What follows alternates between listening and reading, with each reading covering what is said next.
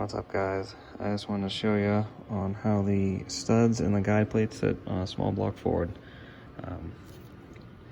My first time I was researching, and there wasn't much research because it's pretty simple, but like your first time in a motor, you know, you have some questions. These plates are labeled left and they're stamped left and right from AFR. Simply just flip them around, put your studs in, and that's it. Super simple.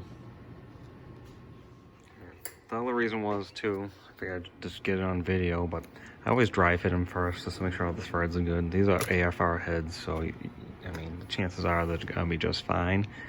But before you get them on, before you get the head on the block and you put Loctite on it and all that great stuff, it's something you probably want to just do a dry run first. Once you know it's all good, you get it on the block. Probably just gonna be using Loctite Blue.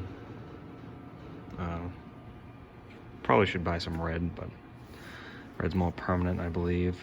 Torque them down to 55 foot-pounds once you're done. That's what AFR says at least, and you should be good. Thanks, guys. Have a good one.